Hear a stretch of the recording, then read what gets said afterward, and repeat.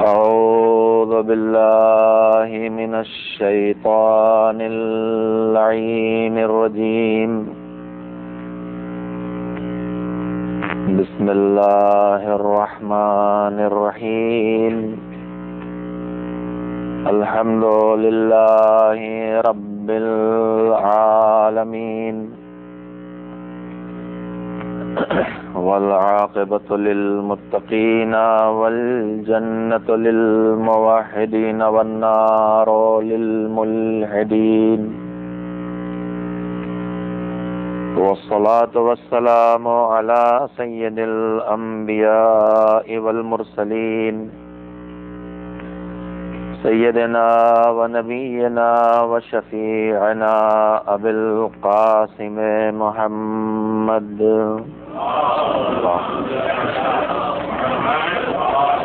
وآله الطيبين الطاهرين المعصومين المظلومين، واللعنة الدائمة الباقية على أعدائهم أجمعين من الآن إلى يوم الدين. أما بعد، فقد قال الله سبحانه وتعالى في كتابه المبين، وهو أصدق الصادقين، وقوله الحق. بسم الله الرحمن الرحيم. أولئك على هدى من ربهم، وأولئك هم المفلحون. صلوات بجے محمد.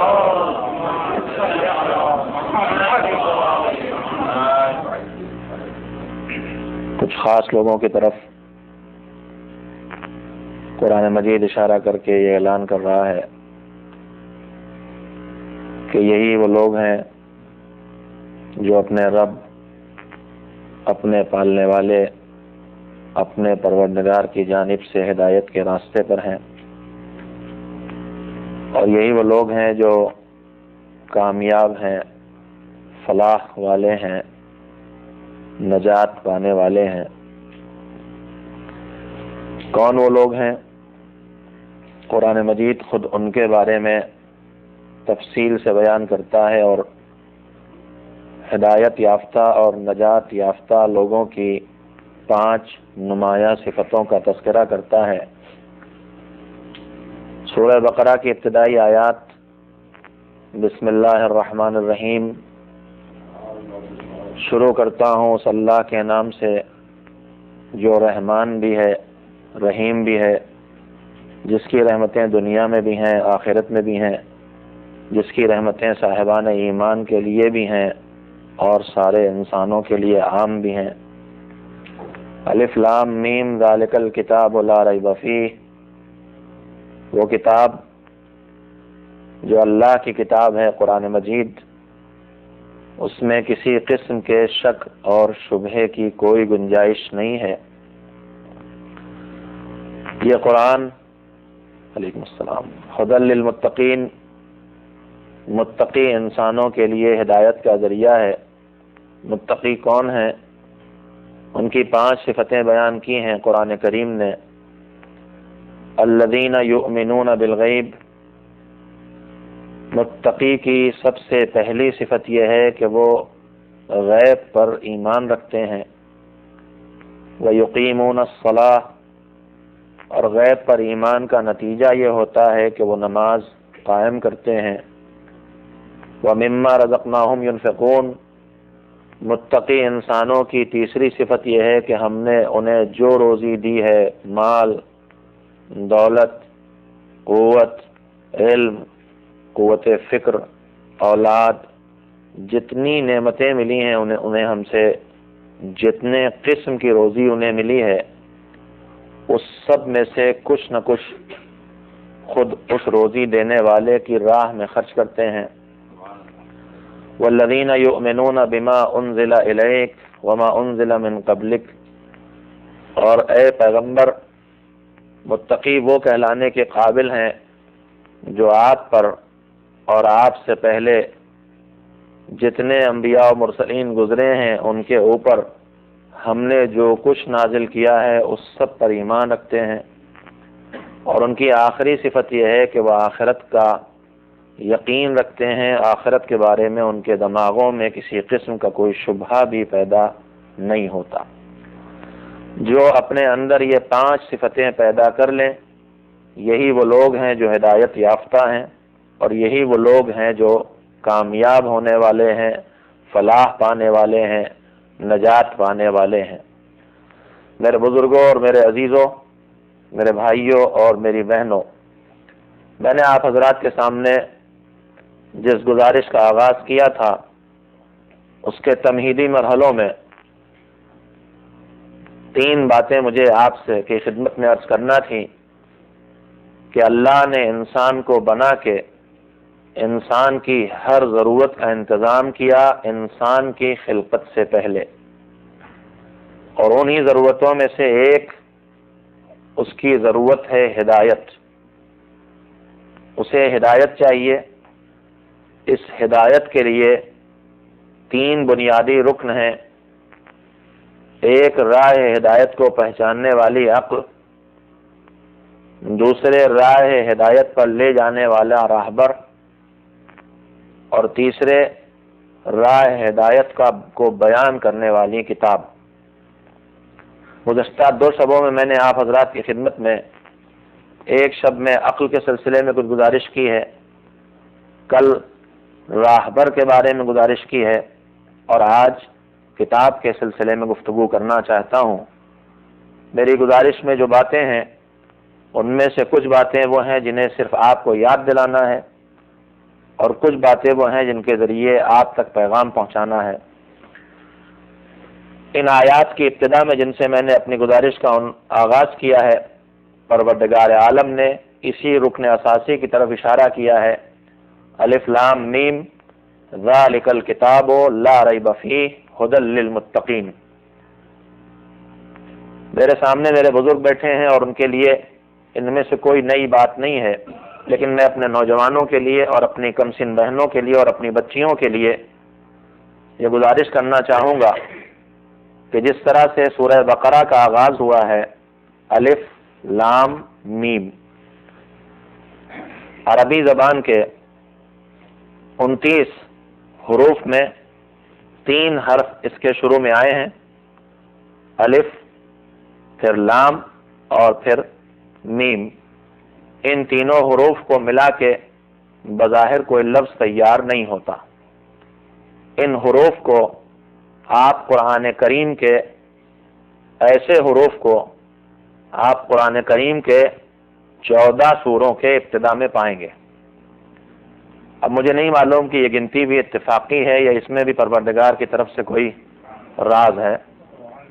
قرآن مجید کے 113 سوروں میں کہ 14 سوروں میں 14 سوروں کے ابتدا میں یہ حروف مقطعات پائے جاتے ہیں۔ 29 حرف ہیں، ان میں سے 14 حروف کا پروردگار عالم نے انتخاب کیا ہے۔ اگر آپ 29 سوروں کے ابتدا میں 14 حرف، میں نے شاید بات صحیح نہیں کہی، 29 سوروں کے ابتدا میں 14 حرف ہیں جن کی جگہ جگہ تکرار ہوئی ہے، مثلا کاف، ہا، یا، عین، صاد، یہاں پہ 5 حرف ہیں۔ اس کے بعد کہیں پر 4 حرف ہیں، کہیں پر 3 حرف ہیں، کہیں پر 2 حرف ہیں، اور کہیں پر 1 حرف ہے۔ 1 حرف مثلا نون والقلم، صرف نون ہے، 1 حرف ہے۔ 2 حرف مثلا یا، سین، پا، ہا، پھر کہیں پر 3 حرف ہیں، کہیں پر 4 حرف ہیں، کہیں پر 5 حرف ہیں، کل 14 حرف ہیں۔ میں اپنے بچوں کو اور اپنی بچیوں کے لیے جو بات عرض کرنا چاہتا ہوں، اور بزرگ واقف اور مجلسوں میں آپ سنتے رہے ہیں کہ یہ جو مختلف سوروں کے ابتدا میں 14 حرف ہیں، وہ کون کون سے حرف ہیں، اگر آپ انہیں یاد رکھنا چاہیں تو ان کے یاد رکھنے کے لیے علماء نے ایک ایسا جملہ بنایا ہے کہ جسے آپ کبھی نہیں بھول سکتے۔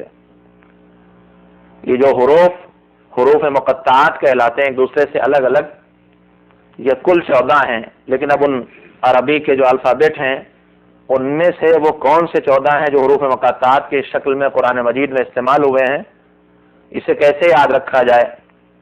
تو ان حروف کو جمع کر کے علماء نے جو ترتیب دی ہے اس سے ایک جملہ بنتا ہے، اور وہ جملہ ہے صراط علی حق نمسکہ، جس کا ترجمہ یہ ہے کہ علی کا راستہ حق ہے، ہم اس کو مضبوطی سے پکڑے ہوئے ہیں۔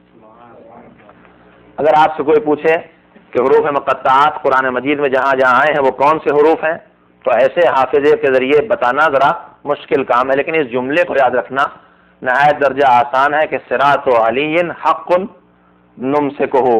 اسی سورہ بقرہ سے پہلے ہم آواز دیتے ہیں اہدنا الصراط المستقیم صراط الذین انعمت علیہم، اے پروردگار ہمیں ہدایت فرما صراط مستقیم کی، سیدھے راستے کی۔ کون سا سیدھا راستہ؟ جن پر تو نے اپنی نعمتیں نازل کی ہیں۔ اور اس کے بعد اگلا سورہ شروع ہوتا ان حروف مقطعات سے، جن حروف مقطعات کو جمع کر کے اگر کوئی بامانہ جملہ تیار ہوتا ہے تو یہی جملہ تیار ہوتا ہے صراط علی حق نمسکہ، علی کا راستہ حق ہے، ہم اس کو مضبوطی سے پکڑے ہیں، ہم اس سے وابستہ ہیں، ہم اس کو چھوڑ نہیں سکتے۔ یہ ایک بالکل ابتدائی بات جو تفسیر کی ہر کتاب میں پڑھنے کو ملے گی، کوئی نئی چیز نہیں، میں نے عرض کیا کہ میں اپنے بچوں کے معلومات کے لیے عرض کر رہا ہوں۔ دوسری گزارش جو ذرا قابل توجہ ہے کہ پروردگار عالم نے آخر جگہ جگہ سوروں کے ابتدا میں یہ حروف ایسے کیوں رکھے کہ جن کا کوئی مطلب بظاہر نہیں نکلتا؟ اس میں کم سے کم 2 پیغام ہیں جو آسانی سے سمجھے جا سکتے ہیں۔ پہلا پیغام یہ ہے کہ جب قرآن مجید کو پڑھنے والوں کی 2 قسمیں ہیں۔ ایک قسم ہے وہ جو یہ کہتی ہے کہ پیغمبر نے زندگی کے آخری مرحلے میں اور اپنی حیات کے آخری دنوں میں کئی منزلوں میں یہ اعلان کیا تھا کہ انی تارکن فیکم الثقلین کتاب اللہ و عطرتی اہل بیتی، میں تمہارے درمیان 2 بیش قیمت اور بھاری بھرکم چیزیں چھوڑ کے جا رہا ہوں، ایک اللہ کی کتاب اور ایک میرے اہل بیت۔ ما ان تمسکتم بہما لن تضلوا بعدی، جب تک تم لوگ ان دونوں سے وابستہ رہو گے گمراہ نہیں ہوگے۔ تو ایک نظریہ ہے جو یہ کہتا ہے کہ ہم دامن قرآن کو بھی ہاتھ سے نہیں چھوڑیں گے اور ہم دامن اہل بیت کو بھی ہاتھ سے نہیں چھوڑیں گے، اور دوسرے نظریے نے آواز دی تھی کہ ہمارے لیے اللہ کی کتاب کافی ہے۔ قرآن مجید کے ان سوروں کے ابتدا میں اللہ نے حروف کو رکھ کے اس نظریے سے بے بسی کا اقرار کرایا ہے کہ اب اس سے کہا جائے کہ اگر قرآن کافی ہے تو تم اس کا مطلب بتاؤ۔ یہ حروف پکار پکار کے آواز دے رہے ہیں کہ قرآن خود اپنے سمجھنے کے لیے بھی کافی نہیں ہے، اس کے سمجھنے کے لیے دوسرے سے مدد لینا پڑے گی۔ دوسری جو سامنے کی بالکل بات ہے، میں نے عرض کیا ہے کہ میں صرف آپ کی یادداشت تازہ کر رہا ہوں، جو دوسری سامنے کی بالکل بات ہے وہ یہ ہے میرے عزیزو، یہ حروف مقطعات قرآن مجید کے معجزہ ہونے کے بہت سے ثبوتوں اور دلیلوں میں سے ایک ثبوت اور ایک دلیل ہے۔ کیوں؟ اس لیے کہ قرآن کریم نے اپنی سچائی کے ثبوت میں اس دعوے میں کہ میں اللہ کی کتاب ہوں کیا دلیل دی ہے؟ آج دوسرے تمام نبیوں کے مقابلے میں جو آخری پیغمبر کا معجزہ زندہ اور باقی ہے، تو اس زندہ اور باقی معجزے نے اپنے سچے ہونے کا ثبوت کیا دیا؟ قرآن کہتا ہے کہ اگر تمہیں میرے بارے میں خیال ہے کہ میں پیغمبر کا کلام ہوں، اللہ کا کلام نہیں ہوں، ایک انسان کا کلام ہے قرآن، اللہ کا کلام نہیں، اگر کسی کا خیال ہے تو قرآن 3 جگہ چیلنج کرتا ہے۔ قرآن 3 جگہ چیلنج کرتا ہے۔ پہلا چیلنج قرآن کا یہ ہے کہ اگر تمہارا خیال یہ ہے کہ یہ اللہ کا کلام نہیں ہے بلکہ پیغمبر نے خود معاذ اللہ یہ باتیں کہہ دی ہیں اور یہ ایک بندے کا کلام ہے، تو تم اسی جیسی ایک کتاب، تم جو کہہ رہے ہو کہ اللہ کا کلام نہیں ہے، اس جیسی ایک کتاب بنا کے لے آؤ۔ قرآن کے چیلنج کے بعد جب کوئی قرآن کا جواب نہ لا سکا تو اس کے بعد قرآن نے اپنے چیلنج کو ذرا اور کم کیا، آواز دی کہ اچھا تم پورے قرآن کا جواب نہیں لا سکتے تو قرآن کے 10 سوروں کا جواب لے آؤ۔ اس چیلنج کے بعد بھی جب کوئی جواب نہ آ سکا تو قرآن نے اور آسان کیا، کہا اچھا تم اگر 10 سوروں کا جواب بھی نہیں لا سکتے تو 1 سورے کا جواب لے آؤ۔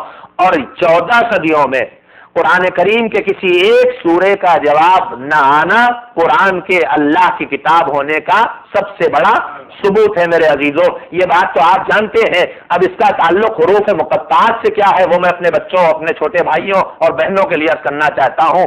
مثلا اگر مجھے ایک انگوٹھی بنوانا ہے، مجھے ایک فیروزے کی ایک عقیق کی انگوٹھی بنوانا ہے کہ اس کو پڑھ کے اس کو ہاتھ میں پہننا ثواب ہے، اس کو ہاتھ میں پہن کے دعا کروں گا تو اللہ دعا قبول کرتا ہے. اسباب قبولیت دعا میں ایک چیز ہے ہاتھ میں انگوٹھی ہونا، عقیق کی انگوٹھی ہونا. نماز کا ثواب بڑھ جاتا ہے اگر ہاتھ میں عقیق یا فیروزے کی انگوٹھی ہے. میں نے انگوٹھی بنانے والے کو لے جا کے کہا کہ میرے لیے ایک انگوٹھی بنا دیجئے. ایک عقیق کا دانہ لے جا کے اسے دیا اور 50 گرام 100 گرام چاندی لے جا کے انہیں دی کہ میرے لیے انگوٹھی بنا دیجئے. اب یہ چاندی کا ایک ٹکڑا ہے، اسے اختیار ہے کہ اس چاندی کے ٹکڑے سے انگوٹھی کا جیسا ڈیزائن چاہے تیار کر دے. چاہے تو بالکل اسے پگھلائے اور پگھلا کے ایک سادہ سا رنگ تیار کر دے، چاہے تو اس میں نقش و نگار تیار کر دے، چاہے تو اس رنگ کے اوپر نام لکھ دے. یہ انگوٹھی بنانے والے کا کام ہے. انگوٹھی بنانے والا یہ کام کر سکتا ہے. آپ کیا کرتے ہیں؟ یہ سونے اور چاندی کے زیورات بنانے والے کیا کرتے ہیں؟ ان کے اختیار میں اصل مادہ ہوتا ہے، سونا ہوتا ہے، چاندی ہوتی ہے، اسی کو پگھلاتے ہیں، اسی کو استعمال کرتے ہیں. اس سے کبھی انگوٹھی بنتی ہے، کبھی گلے کا ہار بنتا ہے، کبھی کانوں کے جھالے بنتے ہیں، کبھی پازیب بنتی ہے. تو مادہ تو وہی ہے، اس مادے کو بنانے والا مختلف شکلیں دے دیتا ہے. میرے عزیزوں اگر آپ نے یہ بات محسوس کر لی تو ہم جو کچھ بولتے ہیں، ہم جو کچھ لکھتے ہیں، اس بولنے اور اس لکھنے کی شکل کیسے تیار ہوتی ہے؟ جو گفتگو ہماری ہے، جو کلام ہمارا ہے، جو تحریر ہماری ہے، یہ کہاں سے بنتی ہے؟ آپ کہیں گے آپ کی گفتگو، آپ کا کلام، آپ کی تحریر مختلف جملوں سے مل کے بنتی ہے. میں نے کہا ٹھیک ہے. میں نے ایک جملہ بولا، پھر دوسرا جملہ بولا، پھر تیسرا سینٹنس بولا، پھر چوتھا جملہ بولا. یہ ایک دوسرے سے جملے ملتے جاتے ہیں اور یہ جملے مل کے گفتگو کو تیار کرتے ہیں. یہ جملے مل کے کلام کو تیار کرتے ہیں. یہ جملے مل کے کتاب کو تیار کرتے ہیں. یہ جملے مل کے مقالے کو تیار کرتے ہیں. یہ جملے مل کے مضمون کو تیار کرتے ہیں. بے شک جملوں سے مل کے بات بنتی ہے، جملوں سے مل کے کتاب بنتی ہے، جملوں سے مل کے کلام بنتا ہے. مگر جملے انتہا نہیں ہے. میں نے کہا جملے کیسے بنتے ہیں؟ کہا جملے چھوٹے چھوٹے فقروں کو جوڑ کے ملتے ہیں. ایک فقرہ ادھر سے لائے، ایک فقرہ ادھر سے لائے، یہ فقرے جوڑے گئے تو جملہ بنا. میں نے کہا یہ فقرے کیسے بنتے ہیں؟ کہا فقرے لفظوں کو جوڑ کے بنتے ہیں. کہیں پر اسم آتا ہے، کہیں پر فعل آتا ہے، کہیں پہ حرف آتا ہے، کہیں پہ ورب آتا ہے، کہیں پہ ناؤن آتا ہے. مختلف لفظ ہیں جو ایک دوسرے سے جوڑے جاتے ہیں تو فقرے بنتے ہیں. جو فقرے جوڑے جاتے ہیں تو جملے بنتے ہیں. جملے جوڑے جاتے ہیں تو کتاب بنتی ہے. تو کتاب کیسے بنتی ہے؟ آپ نگاہ رکھیں گے. کتاب ایسے بنی کہ جملے ملے. جملے کیسے بنے؟ فقرے ملے. فقرے کیسے ملے؟ بنے لفظ ملے. میں نے کہا لفظ کیسے بنتے ہیں؟ یہ ورب کیسے بنتا ہے؟ یہ ناؤن کیسے بنتا ہے؟ یہ حرف کیسے بنتا ہے؟ یہ اسم کیسے بنتا ہے؟ یہ فعل کیسے بنتا ہے؟ میرا نام صفی ہے تو صفی ایک لفظ ہے. آپ کا نام محمد ہے تو محمد ایک لفظ ہے. یہ ہم اس کو کہتے ہیں امام بارگاہ، امام باڑہ، حسینیہ سینٹر، تو یہ ایک لفظ ہے. یہ لفظ کیسے بنتے ہیں؟ کہا لفظ بھی پورے عالم وجود میں نہیں آتے. یہ لفظ حرفوں کے ملانے سے بنتے ہیں، حرفوں کے ملانے سے بنتے ہیں. تو اب مجھے کتاب اور کلام کی اصل کیا ملی؟ کتاب کیسے تیار ہوتی ہے؟ کلام کیسے بنتا ہے؟ جملوں کو جوڑا، جملے کیسے بنے؟ فقروں کو جوڑا، فقرے کیسے بنے؟ لفظوں کو جوڑا، لفظ کیسے بنے؟ حرفوں کو جوڑا. تو اصل کیا ہے؟ یہی حروف ہے. یہ بکھرے ہوئے حروف جب اختیار میں دیے جاتے ہیں تو انہی سے کلام بنتا ہے، انہی سے کتاب بنتی ہے. پروردگار عالم چیلنج کر رہا ہے، تمہارا خیال ہے کہ انسانی کلام ہے تو یہ حروف تو تمہارے اختیار میں بھی ہے، اصل تو تمہارے اختیار میں بھی ہے. آگے بڑھو، انہیں جوڑ کے جیسی ایک کتاب تیار کر دو. مگر کتاب نہ بنا پانا بتا رہا ہے کہ تمہارے بس کی بات نہیں ہے. کلام اللہ ہے اور کچھ نہیں ہے. ایک صلوات بھیجے محمد و آل محمد. یہ اس طرح کا کھلا ہوا چیلنج ہے کہ میٹر تو تمہارے ہاتھ میں ہے، اصل مال تو تمہارے ہاتھ میں ہے. جیسے سونار کے ہاتھ میں سونا ہو جو چاہے بنا دے، ویسے یہ عربی کے 28-29 حروف تمہارے اختیار میں ہے. انہی حروف کو جوڑ کے تو سب کچھ بن رہا ہے. تو تم قرآن جیسی کتاب بنا لو، مگر نہیں بنا سکتے. اس لیے تمہیں اختیار ماننا پڑے گا کہ یہ اللہ کا کلام ہے، یہ بندوں کا کلام نہیں ہے. اور اس کے بعد ایک گزارش اور تیزی سے آپ کی خدمت میں، اگرچہ مجھ سے یہی شکایت کی گئی ہے کہ آپ کی تیز رفتاری جو ہے وہ زیادہ ہے. ایک صلوات بھیجے تاکہ میں بریک لگا لوں اپنے.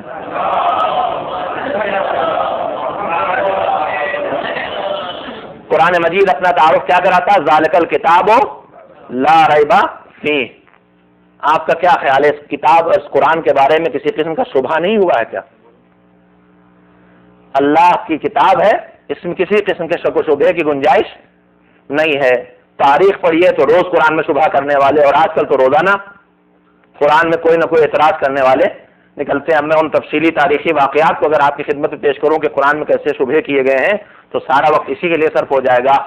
میں اس کو آپ کے معلومات کے حوالے کر کے گزارش کرنا چاہتا ہوں کہ اللہ جو کہہ رہا ہے کہ اس کتاب میں کسی قسم کے شبہ کی گنجائش نہیں، اس کا مطلب کیا ہے میرے عزیزو؟ لوگ تو شبہ کرتے ہیں، لوگ تو اعتراضات کرتے ہیں، پھر اس کا مطلب کیا ہے کہ قرآن ایسی کتاب ہے لا ریب فیہ، اس میں کوئی ریب نہیں، اس میں کوئی شک نہیں، پھر اس کا مطلب کیا ہے؟ شبہ کرنے والے تو موجود ہیں. آپ نے اسحاق کندی کا واقعہ سنا ہوگا امام عسکری کے دور میں کہ کس طرح اس نے شبہ کیا اور امام نے اس کا کس طرح جواب دیا. اور اس کے علاوہ آج بھی، تو پھر اس کا مطلب کیا ہے؟ تو مجھے کہنے دیجیے، میں اپنے نوجوانوں سے عرض کرنا چاہتا ہوں کہ میرے عزیزو، جب بھی کوئی کسی بھی علم کا ماہر ترین انسان کوئی کتاب لکھے، چاہے وہ سائنٹسٹ ہو، چاہے وہ اکنامسٹ ہو، چاہے وہ سیاستداں ہو، چاہے وہ بڑے سے بڑا صحافی ہو، چاہے وہ بڑے سے بڑا عالم دین ہو، عالم وقت ہو، مرجع تقلید ہو، بھائی آپ کم سے کم مذہبی دنیا میں اپنے روزانہ کی زندگی کے مسائل کے لیے حکم خدا کا پتہ چلانے کے لیے کون سا راستہ اختیار کرتے ہیں؟ جو دنیا کے ہر مسئلے میں کہ میرے زندگی کا کوئی ایسا معاملہ پیش آیا جس کے بارے میں میرے پاس خود علم نہیں ہے تو میں علم والے کو ڈھونڈتا ہوں، جس کے پاس علم دکھائی دیتا اس کے پاس جاتا ہوں، اور اگر مجھے بہت سے علم والے مل جائیں تو پھر ان علم والوں میں جو سب سے زیادہ علم والا ملتا ہے ماہر، اس کے پاس میری عقل مجھے لے جاتی ہے کہ اس سے غلطی کا امکان کم، اس سے پوچھا جائے. تو جو پورے کاروبار حیات چلانے کا قانون ہے کہ نہیں جاننے والا ہمیشہ جاننے والے سے پوچھتا ہے، اور جاننے والوں میں اگر بہت سے ہوں تو جو سب سے زیادہ جاننے والا اس سے پوچھا جاتا ہے. یہی دین کا مسئلہ ہے. میں بندے خدا ہوں، میری ذمہ داری حکم خدا پہ عمل کرنا. میں حکم خدا کا خود پتہ نہیں چلا سکتا، نہ میرے اوپر نہیں وحی نازل ہوتی ہے، نہ میرے اوپر الہام ہوتا ہے، نہ میں نبی ہوں، نہ رسول ہوں، نہ امام ہوں، نہ میرے پاس فرشتہ آتا ہے، نہ امام کی خدمت میں براہ راست جا کے اپنے مسائل پوچھ سکتا ہوں. احکام خدا قرآن و حدیث میں موجود ہیں. میرا اتنا علم نہیں ہے، اگر عربی پڑھ بھی لی ہے میں نے، عربی سمجھ بھی لیتا ہوں، تب بھی اتنا علم نہیں ہے کہ قرآن جب نازل ہوا تھا تو اس ماحول کو پہچانوں، ان حالات کو دیکھوں جن میں معصومین کے ارشاد ہے، جو حدیثوں کا دور تھا، اس زمانے کے حالات کیا تھے، کہاں پہ تقیہ تھا، کہاں پہ کھل کے بات کی ہے، کہاں دشمن سامنے تھا اس لیے بولے ہیں، کہاں دشمن سامنے نہیں تھا اس لیے گفتگو فرمائی ہے. تو میں خود سے قرآن و حدیث سے حکم خدا کا پتہ نہیں چلا سکتا، لہذا تلاش کروں گا اس کی جو اتنا علم رکھتا ہو کہ قرآن اور سنت سے حکم خدا کا پتہ چلا سکے، وہی فقیہ کہلاتا ہے. فقہا ماشاءاللہ 20 ہیں، 30 ہیں، 50 ہیں، 100 ہیں، تو اب ان میں سبھی حکم خدا بتا سکتے ہیں. اب کس کی طرف رجوع کروں؟ تو ان میں جو سب سے ماہر ہے، جو سب سے زیادہ علم والا ہے، جو سب سے زیادہ اپنے فن کا ماہر ہے، اس کی طرف رجوع کروں گا، اس لیے اس سے غلطی کا امکان سب سے کم ہوگا. اسی کو عالم کہتے ہیں، اسی کو مرجع کہتے ہیں. میں آپ کی خدمت سے تقلید کے مسائل نہیں بیان کرنا چاہتا، میں آپ سے گزارش کرنا چاہتا ہوں کہ اللہ نے جو کہا ذالک الکتاب لا ریب فیہ، اللہ کی اس کتاب میں کوئی شبہ نہیں. اس کا مطلب کیا ہے؟ جبکہ شبہ کرنے والوں نے ہر دور میں شبہ کیا ہے اور آج بھی اعتراضات کر رہے ہیں. کل بھی ایک برادر مومن نے کل یا پرسوں بتایا کہ قرآن کے تقسیم میراث کے نظام پر ایک شخص انٹرنیٹ پہ کوئی اعتراض کیا ہے کہ میراث تقسیم کر کے بھی بچ جاتا. ناقص ہمیشہ اعتراض کرنے والے آدھی بات پیش کرتے ہیں، آدھی نہیں. وہ ایک مستقل الگ موضوع ہے. میں نے ان سے کیا آپ سوال لائیے، میں آپ کی خدمت میں اس کا جواب انشاءاللہ عرض کر دوں گا. تو شبہ تو ہو رہا ہے، پھر قرآن جو کہتا لا ریب فیہ، اس میں کوئی شبہ نہیں، اس کا مطلب کیا ہے؟ تو میں نے کیا کہ کوئی بھی کسی علم کا کتنا ہی ماہر کیوں نہ ہو، ایک سائنٹسٹ نے ساری زندگی ریسرچ کر کے کتاب لکھی، جب اس کی کتاب چھپ گئی آپ نے اس سے کہا کہ بھائی یہ بتائیے کہ آپ کا کیا خیال ہے اپنی کتاب کے بارے میں، آپ کی اس کتاب میں ہر بات صحیح ہے؟ تو اس کا جواب کیا ہوگا؟ کہے گا ہاں اگر وہ علم ہے تو یہی کہے گا کہ میرے علم کے دائرے میں اس میں کوئی غلط بات نہیں ہے، میرے علم کے دائرے میں اس میں کوئی غلط بات نہیں ہے. اس سے آگے بڑھ کے نہیں کہہ سکتا. میں نے اسی لیے کیا اور چھوڑیے عالم وقت جو اس وقت کے فقہا میں سب سے زیادہ علم والا، آپ نے اس سے استفتاء کیا، زندگی کا ایک مسئلہ پوچھا، تو مسئلے کا جواب دے کے آخر میں عالم وقت کیا لکھتا ہے؟ واللہ العالم بالصواب. یہ صواب 7 سے نہیں ہے، صواب 7 سے ہوتا ہے، اس کا مطلب ہوتا ہے صحیح. 6 سے جب صواب ہو تو اس کا مطلب ہوتا ہے حجر. عالم وقت میں لکھا واللہ العالم بالصواب، بس اللہ صحیح بات کا جاننے والا۔ اس لکھنے کا مطلب کیا ہے؟ اس لکھنے کا مطلب یہ ہے کہ عالم وقت یہ کہہ رہا ہے کہ میرے علم کے دائرے میں صحیح جواب یہ ہے، مگر میرے علم کا دائرہ تو محدود ہے، صحیح بات کا جاننے والا تو بس اللہ ہے۔ تو بڑے سے بڑا ماہر فن، بڑے سے بڑا عالم بھی جب کوئی بات کہے، کوئی کتاب لکھے، تو یہ کہنے پہ مجبور ہے کہ میرے علم کے دائرے میں اس میں کوئی غلط بات نہیں ہے، میرے علم کے دائرے میں اس میں سب کچھ صحیح ہے، میرے علم کے دائرے میں اس میں شک و شبہ کی گنجائش نہیں ہے۔ مگر پروردگار کے یہاں یہ مجبوری نہیں ہے، یہ مجبوری تب آتی ہے جب علم محدود ہو۔ یہ کتاب اس کی ہے جو علم کل ہے، جس کے علم کی کوئی حدیں نہیں ہے، تو جس کے علم کی کوئی حدیں نہیں ہے، اس کے کلام میں کسی قسم کے شبہ کی کوئی گنجائش بھی باقی نہیں رہ سکتی ہے۔ شبہ جہالت سے پیدا ہوا کرتا ہے۔ صلوات دے جائے محمد و آلہ۔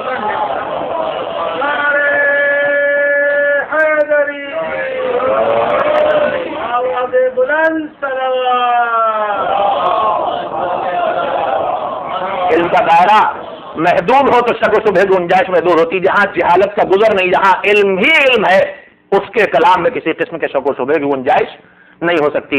اب آئیے وہ حصہ جس کا ہماری اور آپ کی زندگی سے تعلق ہے، باقی وقت میں چند باتیں عرض کر دوں۔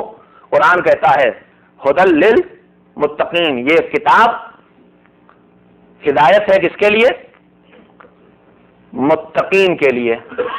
کل میں نے عرض کیا تھا کہ علی امام ہے کس کے؟ متقین کے۔ دونوں سے وابستگی خود بخود انسان کو متقی بنا دیتی ہے۔ جہاں قرآن سے وابستہ ہوئے وہیں متقی ہو گئے، جہاں اہل بیت سے وابستہ ہوئے وہیں متقی ہو گئے۔ ان کو امام مانا ہے تو متقی بننا پڑے گا، اس کو کتاب مانا ہے تو خالی مسلمان بننے سے کام چلنے والا نہیں ہے، خالی ایمان کے راستے پہ آ جانے سے کام چلنے والا نہیں ہے، ایک قدم آگے بڑھ کے متقی بننا پڑے گا۔ اب میں ایک گزارش پھر اپنے نوجوانوں کے لیے کروں۔ قرآن پر جو اعتراضات ہوتے ہیں ان میں سے ایک اعتراض یہی ہے کہ قرآن کے بیان میں تضاد پایا جاتا ہے، کنٹرڈکشن پایا جاتا ہے، ایک جگہ کچھ کہتا ہے دوسری جگہ کچھ کہتا ہے۔ ہر مسئلے پہ جب اعتراض کیا ہمارے علماء نے جواب دیا ہے، میں تحریر نے جواب دیا ہے، وہ خود میں نے عرض کیا ہے کہ معصومین کی سیرت میں بھی ہے، وہ آپ کے علم کے حوالے کر کے ان تذکروں کو میں اجمالی بات کہنا چاہتا ہوں۔ قرآن آغاز میں کہہ رہا ہے ہدی للمتقین، یہ قرآن ہدایت ہے کس کے لیے؟ متقین کے لیے، اور یہی قرآن دوسری جگہ کہتا ہے ہدی للناس، یہ قرآن ہدایت ہے انسانوں کے لیے۔ لفظ ناس انسان اور متقی ان دونوں میں کچھ فرق ہے کہ نہیں؟ انسان کا دائرہ بہت بڑا اور متقی کا دائرہ بہت چھوٹا ہے۔ انسان میں کافر بھی شامل، منکر خدا بھی شامل، ملحد بھی شامل، بت پرست بھی شامل، آتش پرست بھی شامل، ستارہ پرست بھی شامل، اور ہندوستان کے 360 نہیں بلکہ 3600 خدا پرست بھی شامل۔ ہاں، وہ مکے والوں سے بھی اسمارٹ ہیں، وہ تو 360 بت تھے ان کے تو ہر قدم پہ۔ وہ عجیب و غریب مذہب ہے، جو چیز دکھائی دی جس سے ذرا سے فائدہ ملنے والا اس کا ایک خدا، کوئی چیز دکھائی دی ذرا سے خطرہ محسوس ہوا اس کا بھی ایک خدا بنا لو، خوشامد کر کے راضی رکھو اور نقصان نہ پہنچنے پائے۔ بس یہی کل اس بت پرستی کا کل خلاصہ یہی۔ ہزاروں خدا بنا ڈالے ہیں، سانپ بھی اس میں خدا ہے، گائے بھی اس میں خدا ہے، زمین پہ بہتا ہوا پانی بھی اس میں خدا، اور بعض خدا تو ایسے ہیں جو ناقابل بیان ہے، جن کو جس لفظ کو دہرایا بھی نہیں آ سکتا ممبر سے، وہ بھی خدائی میں شامل ان کے۔ ہاں، تصویریں بھی دیکھی ہوں گی آپ نے۔ خیر، تو انسانوں کی فہرست میں کافر بھی، ملحد بھی، کمیونسٹ بھی، منکر خدا بھی، منافق بھی، مسلم بھی، مومن بھی، فاسق بھی، عادل بھی، متقی بھی، سب شامل ہیں کہ نہیں؟ جو کافر ہے وہ بھی انسان، جو ملحد ہے وہ بھی انسان، جو بت پرست ہے وہ بھی انسان، جو آتش پرست ستارہ پرست ہے وہ بھی انسان، جو اہل کتاب ہے وہ بھی انسان، جو اسلام کی منزل پر آیا ہے وہ بھی انسان، جو اسلام کے مرحلے سے آگے بڑھ کے ایمان کی منزل تک آ گیا ہے وہ بھی انسان، ایمان کی منزل پر آ کے عمل کے راستے پہ چل کے عدالت و تقوی کے مرحلے تک آ گیا ہے وہ بھی انسان، جو ایمان کی منزل تک آیا ہے بے عملی کے ذریعے فسق کے راستے پہ چلا جاتا ہے وہ بھی انسان۔ انسان کے دائرے میں یہ سب شامل، مگر متقی کہنے کا مطلب کیا ہوا؟ اس سے کافر خارج، اس سے ملحد باہر، اس سے منافق باہر، اس سے اہل کتاب باہر، اس سے مسلم غیر مومن باہر، متقی کہہ کے مومن غیر متقی باہر. تو کتنا تنگ ہو گیا دایا. ایک طرف قرآن کہتا ہے یہ کتاب سارے انسانوں کے لیے ہدایت، دوسری طرف کہتا ہے یہ کتاب صرف اور صرف متقی کے لیے ہدایت. متقی ہم کسے کہتے ہیں؟ ہم اپنی آسان زبان میں کہتے ہیں، جو ہر اردو ترجمے میں آپ کو مل جائے گا. اگر لفظ متقی کو بدلا ہے تو کہا پرہیزگاروں کے لیے. اور میں اس لفظ کو اس لیے استعمال کر رہا ہوں کہ میں اپنی بات کو آپ تک پہنچا سکوں. قرآن ہدایت ہے ان کے لیے جو پرہیزگار ہیں، متقی ہیں، پرہیزگار ہیں. اب دونوں میں کتنا فاصلہ؟ ایک طرف قرآن کہتا ہے سارے انسانوں کے لیے ہدایت، اور ایک طرف کہتا ہے صرف ان کے لیے جو پرہیزگار ہیں، جو متقی ہیں، جو ایمان کے بعد واجبات بھی نہیں چھوڑتے، محرمات سے بھی اپنے آپ کو بچا کے رکھتے ہیں، جو تقوی کی منزل پہ آ گئے. پرہیزگاروں کے لیے ہدایت. میرے عزیزوں، دو طرح کے بیان قرآن میں معاذ اللہ سامنے نظر آ رہے ہیں. اس مسئلے کو ایسے حل کیا جائے تو میرے دوستوں ایک بات آپ کی خدمت میں عرض کروں. قرآن مجید نے اسی اپنے لیے لفظ شفا کا استعمال کیا ہے. یہ قرآن شفا ہے، بیماروں کے لیے شفا. میں بیمار ہو گیا، بیمار ہو کے گیا ڈاکٹر کے پاس. گھبرائیے گا نہیں کہ کینیڈا میں بیمار ہو گئے تو بہت لمبی چوڑی فیس دینا پڑے گی. پتہ نہیں انشورنس بھی لیا گیا ہے کہ نہیں. ہاں لیا گیا ہے. ایک صلوات بھیجے محمد و آل محمد.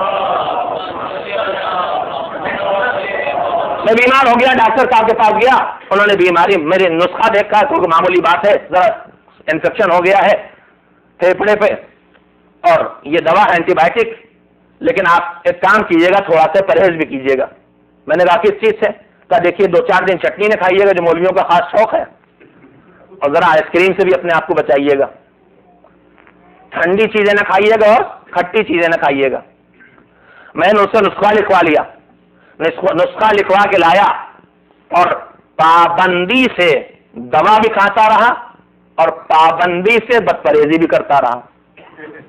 ہر خوراک دوا کے ساتھ ایک خوراک چٹنی اور ایک کپ آئس کریم، کہ کہیں چھوٹنے نہ پائے، نہ آئس کریم قضا ہونے پائے نہ دوا. مرض بڑھتا گیا، جو دوا کی دوسرے تیسرے چوتھے دن انتظار کر کے 5 دن کا کورس کھا کے بھی ڈاکٹر صاحب کے پاس پہنچے. ارے کیسا نسخہ لکھا آپ نے، کچھ فائدہ نہ کیا اس نے. کہا مولانا صاحب کوئی ایسی ایک تو بیماری آپ کی نہیں تھی اور اتنی زبردست پاورفل اینٹی بائیوٹک آپ کو دی ہے، مجھے خود تعجب ہو رہا ہے آپ نے دوا کھائی بھی ہے. تو میں نے کہا کہ اللہ گواہ ہے میں نے ایک خوراک دوا بھی نہیں چھوڑی، پابندی سے کھائیے. کہا مولانا صاحب آپ کہنا آپ کے پیچھے نماز پڑھتے مانتے ہیں، ضرور پابندی دوا کھائی ہوگی. پھر تھوڑی دیر سوچا، کہا مولانا صاحب بتائیے آپ سے میں نے جب نسخہ لکھا تھا دوا دی تھی تو آپ سے گزارش اور بھی کی تھی. تو ہم نے کہا کچھ یاد تو آتا ہے. اب ذرا روایت کو کمزور کرنا شروع کیا. کہاں کچھ یاد تو آتا ہے کچھ. ہاں دیکھیے اس کو کہتے ہیں معرفت، اور یہ معرفت ہمیشہ تجربوں سے پیدا ہوتی ہے. ہم نے کہا کچھ یاد تو آتا، لگتا تو ہے آپ نے کچھ کہا تھا.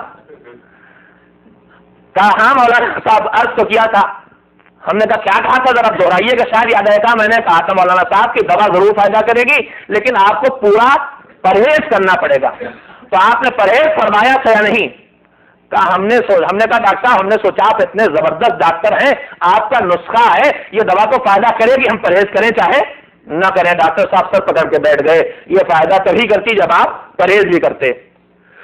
کہنے لگے ڈاکٹر صاحب کہ مولانا میں نے آپ کو دوا تو وہی لکھی تھی جو اس بیماری کی دوا ہے، توجہ دے بات، میں نے دوا وہی لکھی تھی جس بیماری کی دوا ہے، مگر اس دوا کے فائدے کی شرط یہ ہے کہ دوا کے ساتھ آپ پرہیز بھی کرتے رہیں. تو میرے عزیزو قرآن ایک جگہ کہتا ہے ہدی للناس، انسانوں کے لیے ہدایت، دوسری جگہ کہتا ہے ہدی للمتقین، پرہیزگاروں کے لیے ہدایت. قرآن یہ بتانا چاہتا ہے کہ یہ ساری بیمار انسانیت کے لیے شفا بن کے ضرور آیا ہے، مگر اس دوا کا فائدہ صرف اسے پہنچے گا جو پرہیزگاری کے راستے پر چلے گا، جو پرہیز نہیں کرے گا اسے فائدہ نہیں ہوگا. ایک صلوات مل جل کے بھیجے محمد و آل محمد. ساری انسانیت کے لیے شفا ہے، ساری انسانیت کے لیے، لیکن اس شفا اس دوا کا فائدہ صرف اسے پہنچے گا جن کے دلوں میں تقویٰ پایا جاتا ہے، جو اللہ کے عذاب سے ڈرتے ہیں، جو اپنے آپ جن کے دلوں میں خوف خدا پایا جاتا ہے۔ میرے عزیزوں، لفظ تقویٰ سننے کے بعد دماغوں میں عجیب و غریب قسم کی شکلیں بننے لگتی ہیں، عجیب و غریب قسم کے حیولے تیار ہونے لگتے ہیں، عجیب و غریب تصورات آنے لگتے ہیں۔ ہمارے سماج میں متقی کے لیے ایک عجیب و غریب تصور قائم ہو گیا ہے۔ متقی یعنی جو بے ہنگم قسم کی داڑھی رکھے ہوئے ہو، متقی یعنی جس سے اگر خدا نخواستہ معانقہ کریں تو ناک پہ ہاتھ رکھنا پڑے، اس لیے ہفتوں سے انہوں نے کپڑے نہیں بدلے۔ متقی یعنی ہاتھ میں ایک تسبیح لیے ہوئے مسجد میں بیٹھے ہوئے ہیں، نہ گھر کی ذمہ داریوں سے مطلب ہے، نہ فرائض انسانیت سے مطلب ہے۔ مسجد ہے، مصلی ہے، قرآن ہے، فاقہ کشی ہے، تنگدستی ہے، غربت ہے، گندگی ہے، جہاں یہ سب چیزیں جمع ہو جائیں ہمارا خیال میں کہہ رہے وہ بہت متقی، یعنی اپنے سارے فرائض چھوڑ کے بیٹھ گئے تو بہت متقی۔ اور بیچارہ عبادت گزار، پابند دین، حرام و حلال کی فکر رکھنے والا، لیکن صاف ستھرا ذی حیثیت صاحب حیثیت دکھائی دے رہا ہے تو کہیں گے ارے یہ تو دنیا دار۔ ہماری نگاہ میں تقوی کا مطلب ہو گیا ہے دنیا کو چھوڑ کے گوشہ نشینی اختیار کر لینا، لیکن یہ تقوی کا غلط تصور ہے میرے عزیزوں۔ تقوی کا صحیح تصور کیا ہے؟ ہمارے علماء نے معصومین کے ارشادات کی روشنی میں ایک عجیب و غریب مثال دی ہے۔ آپ نے ایک تفسیر کا نام سنا ہوگا، مجموع البیان، اہل بیت علیہ السلام کی ارشادات کی روشنی میں قرآن مجید کی بہترین تفسیروں میں سے ایک تفسیر ہے فضل ابن حسن تبرسی رحمۃ اللہ علیہ کی تفسیر۔ تبرسی رحمۃ اللہ علیہ نے لفظ تقویٰ کے سلسلے میں ایک مثال دی ہے، متقی کسے کہتے ہیں اور تقویٰ کسے کہتے ہیں۔ میں اپنے نوجوانوں کے سامنے اسے دہرانا چاہتا ہوں۔ میرے عزیزوں، کبھی ایسا ہوتا ہے کہ ہمیں کسی منزل تک جانا ہوتا ہے تو اس منزل تک جانے کے لیے بنا ہوا راستہ موجود ہوتا ہے۔ جیسے آپ اس ملک میں اکثر سفر کرتے ہیں تو کوئی راستے بنے ہوئے ہیں، اسے آپ راستے پہ چل رہے ہیں، لیکن کبھی کبھی ایسا ہوتا ہے، آپ کے ساتھ بھی ایسا ہوگا کہ بالفرض آپ پکنک کے لیے گئے، کیمپنگ کے لیے گئے، پہاڑوں اور جنگلوں کے درمیان جا کے آپ خیمہ گل ہو گئے۔ اب آپ جنگلوں میں گھومتے پھر رہے ہیں، پہاڑوں پہ جو جنگل ان میں گھومتے پھر رہے ہیں، یہاں راستے بنے ہوئے نہیں ہیں۔ آپ چاہتے ہیں عام آمد و رفت سے ہٹ کے ذرا سکون کی جگہ پہ جا کے بیٹھیں۔ اب جو ہم نے جنگل میں چلنا شروع کیا تو یہ جنگل میں جدھر راستہ بنا ہوا نہیں ہے، کہیں درخت ہیں، کہیں جھاڑیاں ہیں، کہیں پتھر کی چٹان ہے، کہیں کھائی ہے، کہیں اونچا ہے، کہیں نیچا ہے، کہیں پانی بہ رہا ہے، کہیں کیڑے مکوڑے ہیں، کہیں سانپ بچھو کا خطرہ ہے، ہم جنگل میں جا رہے ہیں۔ تو کیا ہوتا ہے، جب راستہ بنا ہوا ہوتا تو بنے ہوئے راستے پر چلنے والے کو خالی چلنا ہوتا، لیکن جب راستہ بنا ہوا نہیں جنگل میں کیسے چلوں گا؟ کوئی شاخ سامنے درخت دکھائی دی تو سر جھکا لیا میں نے، جھاڑیاں دکھائی دی تو ہاتھوں سے ہٹا کے ان کے درمیان سے نکلا، پتھر دکھائی دیا تو سنبھال کے قدم رکھا کہیں ٹھوکر نہ لگے گر نہ پڑے، کھائیاں دکھائی دی تو سنبھل کے چلے کہیں گر نہ پڑے۔ تو بس جیسے بنے ہوئے راستے پہ آدمی خالی چلتا ہے، لیکن جب جنگلوں میں چلتا ہے تو راستہ بنا بنا کے چلتا ہے۔ تقویٰ اس دنیا میں بیٹھ جانے کا نام نہیں ہے، یہ دنیا گناہوں کا ایک جنگل ہے، اس جنگل میں راستہ بنا بنا کے چلنے کا نام ہے، بیٹھ رہنے کا نام نہیں ہے۔ کہیں پر کفر و شرک کے پتھر ہیں، ان چٹانوں سے سر نہ ٹکرا جائیں، کہیں حسد کی آگ جل رہی اس میں دامن نہ جل جائے، کہیں بف کی جھاڑیاں اگی ہوئی ہیں ان سے دامن کردار پارا پارا نہ ہو جائے۔ بس اس جنگل کے درمیان چلتے رہنے کا اس طرح سے کہ دامن کردار پارا پارا نہ ہونے پائے، اس کا نام تقویٰ ہے۔ تقویٰ بیٹھ رہنے کا نام نہیں ہے عزیزو۔ تقویٰ زندگی کو حکم خدا کی روشنی میں بسر کرنے کا نام ہے، جس کو اور آسان لفظوں میں میرے مولا حضرت جعفر صادق علیہ السلام نے لفظوں میں بیان کیا۔ فرمایا کہ تم پوچھتے ہو کہ تقویٰ کیا ہے تو مجھ سے سنو۔ فرمایا تقویٰ دو چیزوں کا نام ہے، جہاں تمہیں خدا بلائے وہاں سے غیر حاضر نہ ملو، اور جہاں تمہیں دیکھنا ناپسند کرے وہاں موجود نہ ملو، اس کا نام تقویٰ ہے۔ بلاتا کہاں ہے؟ واجبات کی شکل میں بلاتا ہے، حرام کا کاموں کے لیے غیر حاضر دیکھنا چاہتا ہے۔ جہاں بلائے وہاں سے غیر حاضر نہ ملو، جہاں دیکھنا پسند نہ کرے وہاں تم کبھی دکھائی نہ دو۔ تقویٰ اس کا نام ہے۔ تقویٰ اللہ سے ڈر کا نام نہیں ہے، تقویٰ اپنی بے عملی یا بدعملی کے نتیجے میں عذاب الہی کے سامنے ہونے کے ڈر کا نام ہے۔ تقویٰ اصل میں بچاؤ کو کہتے ہیں، اور بچاؤ کی فکر تب پیدا ہوتی ہے جب آدمی کسی کو اپنے سے بالا تر اور برتر مانے۔ یہ خوف خدا کوئی معمولی نعمت نہیں۔ بات یاد ہے، ایک لفظ آیا ہے تو میں آپ کی خدمت میں عرض کر دوں۔ دنیا میں یہ تقویٰ جو دلوں میں خوف پیدا کرتا ہے، کس چیز کا خوف؟ اپنے گناہوں کا خوف، اپنی غلطیوں کا خوف، نافرمانی کے وجہ سے عذاب الہی کا خوف. یہ خوف ہمیں کس راستے پہ لے جاتا ہے میرے عزیزوں؟ انشاءاللہ بات آپ کے لیے قابل توجہ ہے.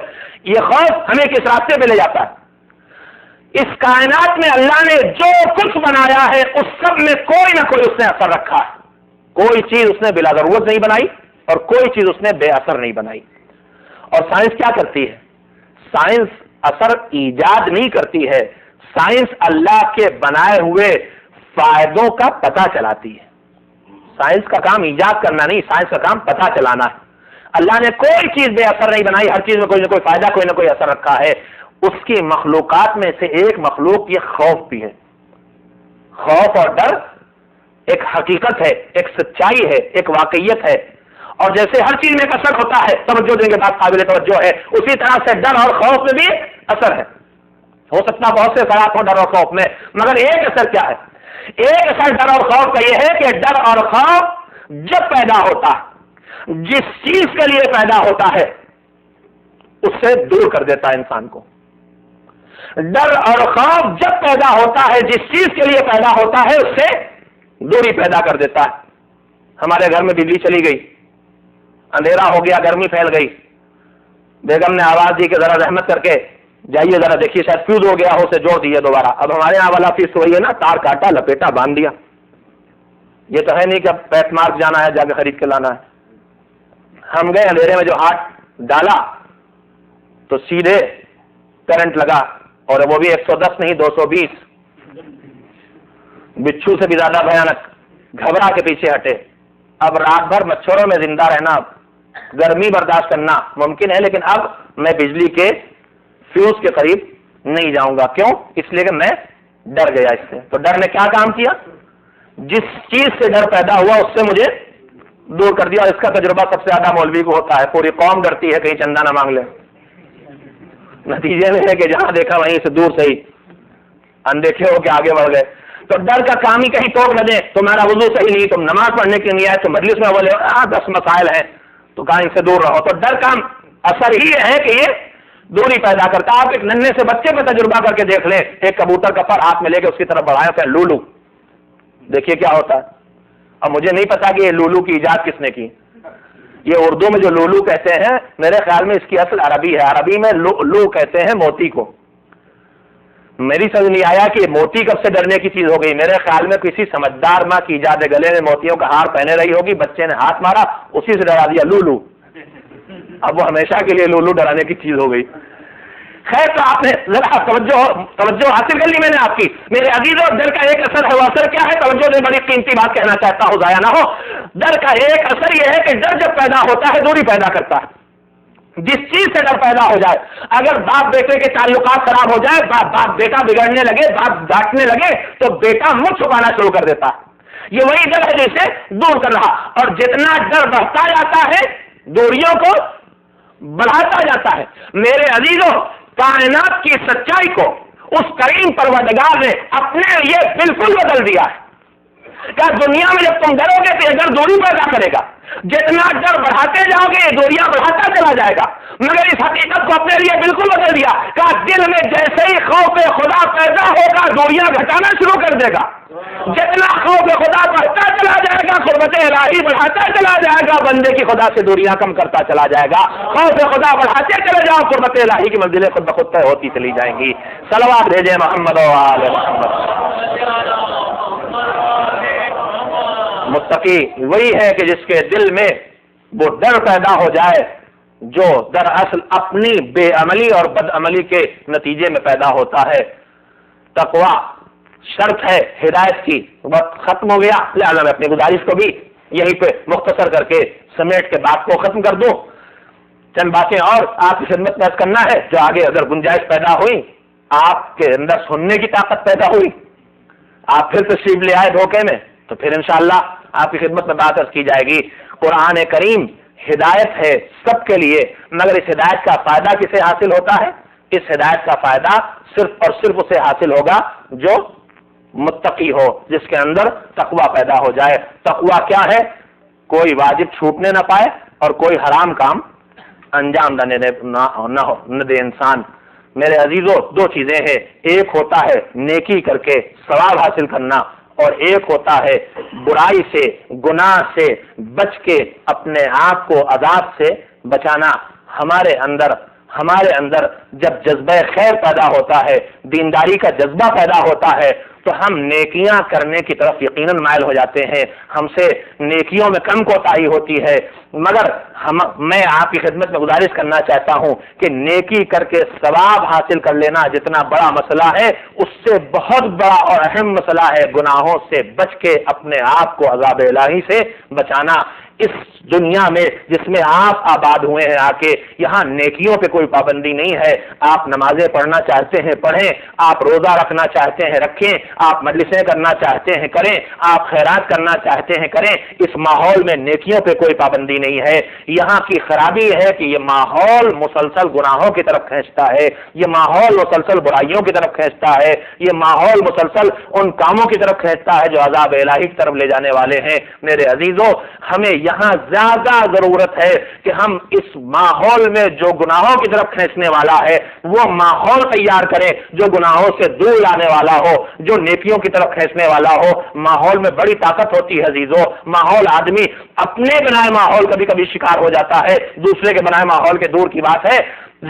آپ محسوس کر سکتے ہیں بڑی آسانی سے، اور آپ کے مزاج کے بار بھی نہ ہو، تاریخ میں یا بلکہ کہوں اسلامی لٹریچر میں بہت سے ایسے کردار ہیں جن کرداروں کے ذریعے اچھی باتوں کو ہلکے لہجے میں پیش کیا گیا۔ ان میں سے ایک کردار ہے ملا نصر الدین۔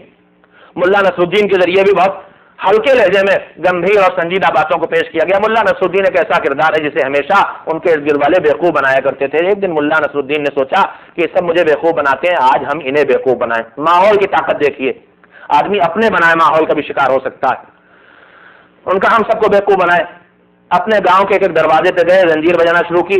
کون کہا میں ملا نصر الدین، کیوں آئے ہو؟ کہا وہ بات یہ ہے کہ آج ایک گاؤں کے باہر فلاں صاحب جو رہتے ہیں پہاڑ کے دامن میں، ان کے گھر پہ آج حلیم بٹے گا، ٹھیک 10 بجے پہنچ جائیے گا۔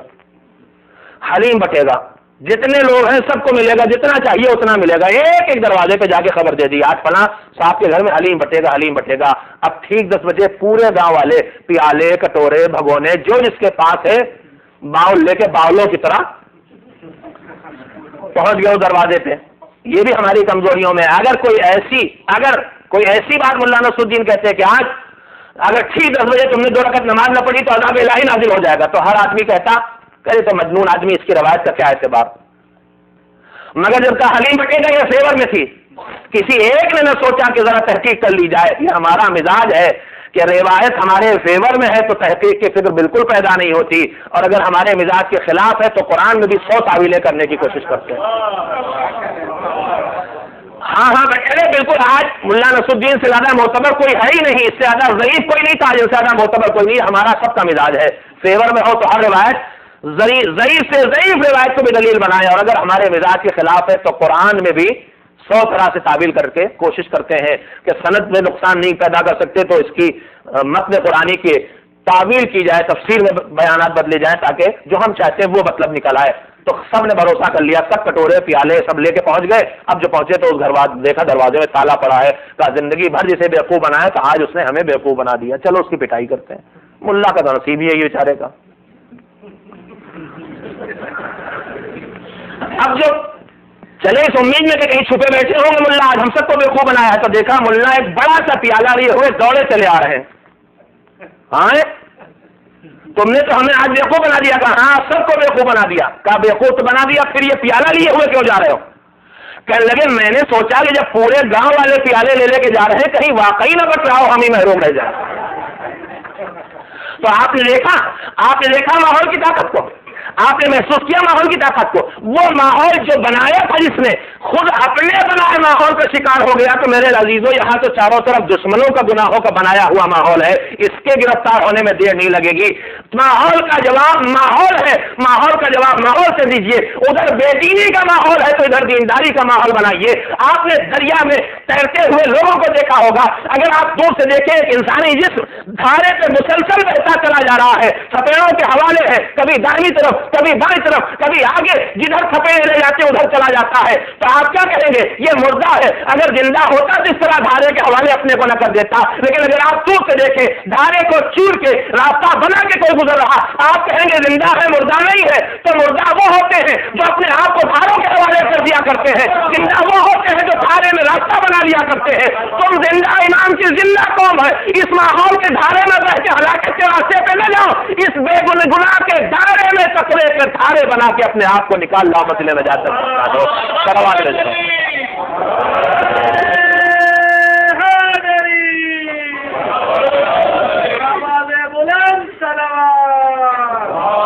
माहौल की शिकायत काबिल कबूल नहीं जिंदा कौम के लिए। हालात की मजबूरी कोई दलील किसी भी जुर्म की नहीं बनाई जा सकती। कहां आज दीवारों में चुना जा रहा है तुम्हें? कहां आज खून से गाड़ा बनाया जा रहा है? कहां है वो हालात के जबान से अली कहने पाबंदी? आप नारे हैदरी या अली लगा रहे हैं, कोई जबान काटने वाला नहीं। जिस मीसम की जबान सिर्फ इसलिए कटी थी कि वो अली के फजाइल बयान कर रहा था, उसने कभी उज़्र नहीं किया था कि हालात खराब हैं। मेरे अजीजों, अली वाले हालात के धारे में नहीं बहते, हालात को अपने मुताबिक बदल लिया करते हैं। इमाम जमाना वाले जमाने के धारे में बह के नहीं जाते हैं, जमाने को अपनी तरफ मोड़ लिया करते हैं। अल्लाह ने आपकी एक सोसाइटी बना दी, मरकज आपने बना लिए, एक सोसाइटी बन गई। अपना माहौल अलग बनाने की जरूरत है। खुदा न करे कि हमारी अगली नस्लें इस माहौल में डूब जाएं जो गुनाहों का माहौल है, जो जुर्म का माहौल है, जो मासियत खुदा का माहौल है, जो माहौल टीवी के जरिए हमारे घरों के अंदर पहुंचाया जा रहा है, जो माहौल स्कूलों के जरिए हमारे कमसिन बच्चों के दिमागों में जहर की तरह पिलाया जा रहा है। आपको इसका मुकाबला करना है।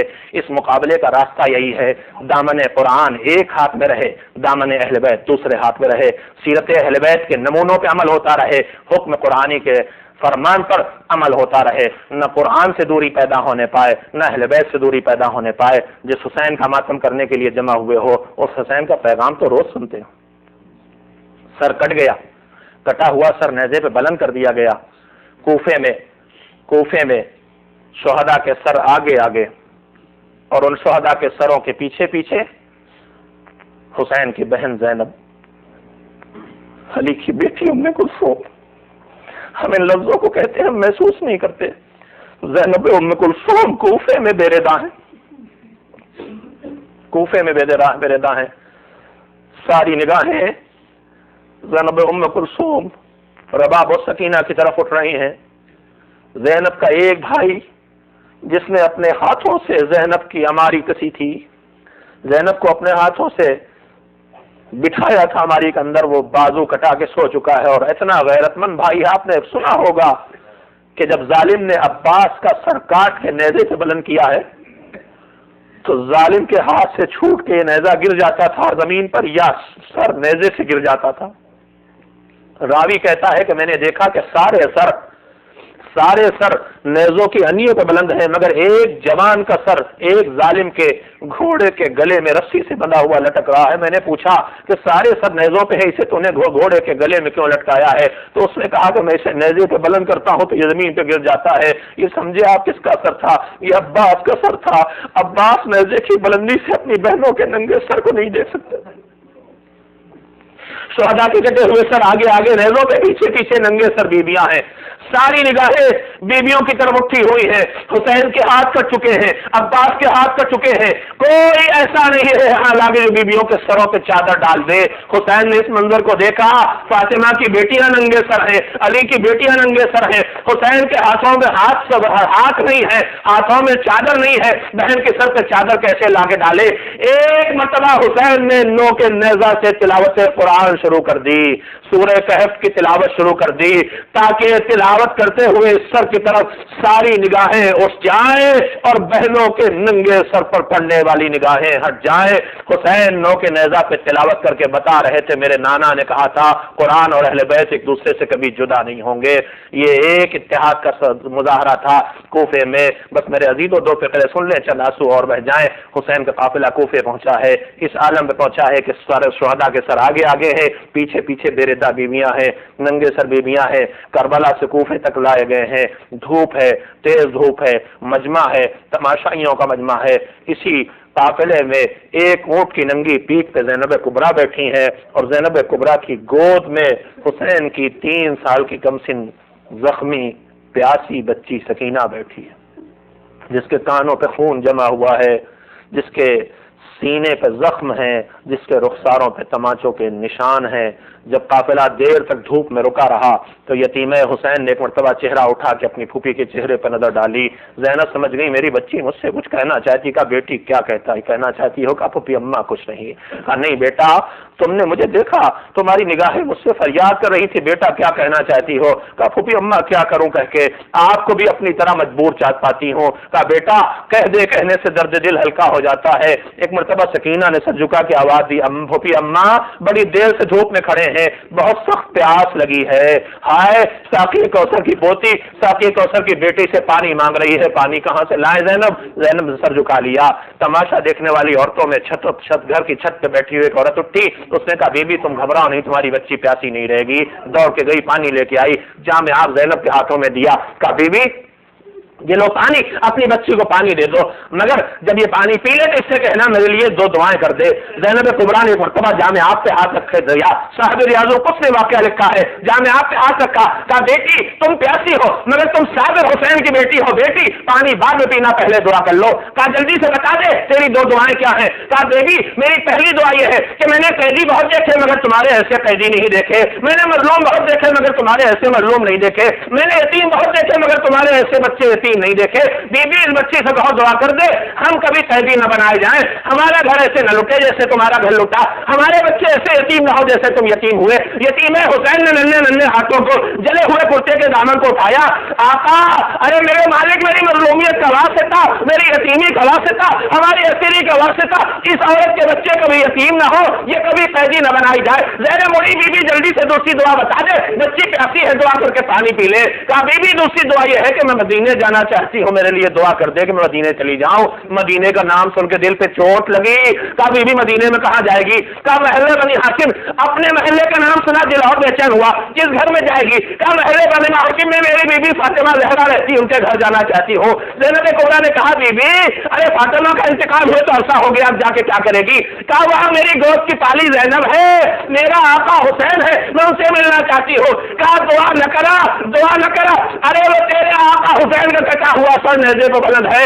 حبیبہ نے ماتم شروع کیا، کہا یہ بتا اگر زینب کو دیکھے تو پہچانے گی؟ کہا کیسے نہ پہچانوں کی گودوں میں کھلایا تھا۔ کہا پہچانا، ارے یہ تیری گود کی کھلائی زینب ہے، اماں کا بھرا گھر کربلا میں اجڑ گیا، بھیا کے سوکھے گلے پہ خنجر چل گیا، یہ دیکھو شہداء کے کٹے ہوئے سر ہے، یہ فاطمہ کی بیٹیاں قیدی بنا کے لائی جا رہی ہیں۔ وَسَيَعْلَمُ الَّذِينَ ظَلَمُوا أَيَّ مُنقَلَبٍ يَنقَلِبُونَ اللہ لعنت اللہ علی القوم الظالمین۔ الہی بحق الزہرا و ابیہا و بعلہا و بنیہا، پروردگارہ ہماری اس عزائے حسین کو، اس ذکر کو اپنی عبادت قرار دے اور اسے قبول فرما۔ پروردگارہ بحق محمد و آل محمد علیہ السلام ہمارے تمام اعمال خیر کو قبول فرما، ہمارے گناہوں کو اپنی رحمت کے ذریعے بخش دے، خطاؤں سے درگزر فرما، ہمیں